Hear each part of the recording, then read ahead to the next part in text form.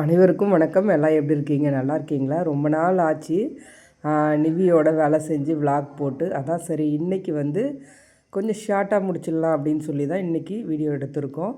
கண்டிப்பாக வந்து நிவிக்கு லைக் பண்ணுறவங்க இந்த வீடியோ பார்ப்பீங்க. மேலும் உங்களுக்கு நம்மளோட வீடியோஸ் பிடிச்சிருந்ததுன்னா கண்டிப்பாக ஒரு லைக் கொடுங்க. நிவிக்கு வந்து தண்ணி வச்சோம், காய்கறி வேஸ்ட்லாம் இருந்ததுனால கீழே சாய்ச்சிட்டாரு.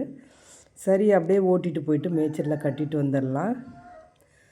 கொஞ்சம் பேச முடியல, எதுவும் நினச்சிக்காதீங்க.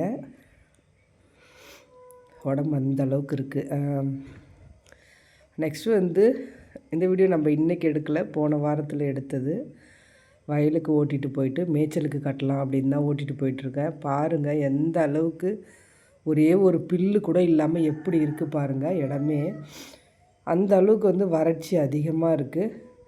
இது வந்து நம்ம வீட்டுக்கு தெரிஞ்சவங்க ரிலேட்டிவ் தான் பயிர் வச்சுருக்காங்க. அதனால தான் ஓரத்தில் கொஞ்சம் நேரம் மேய்க்கலாம் அப்படின்னு சொல்லி மாட்டை ஓட்டிகிட்டு வந்திருந்தேன். சுத்தமாக பச்சை புல்லே இல்லாமல் எல்லா மாடுகளுமே ரொம்ப கஷ்டப்படுது. அது வந்து மாடு வச்சுருக்கிறவங்களுக்கு மட்டும்தான் புரியும். அந்த அளவுக்கு மாடுகள் வந்து பசுந்தீவனம் இல்லாததுனால ரொம்ப சிரமப்பட்டுருக்கு.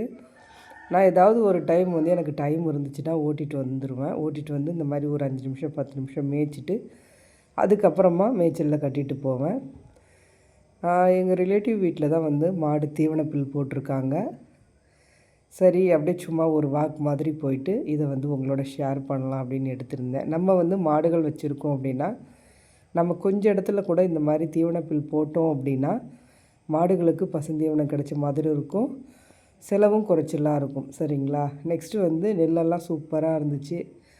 அம்மா நெல்லோட ஒரு ஃபோட்டோ எடுக்கிற மாதிரி பண்ணுங்கம்மா அப்படின்னா, அதனால தான் சரின்னு நெல் கதிர்களையும் உங்களோட ஷேர் பண்ணியிருக்கேன்.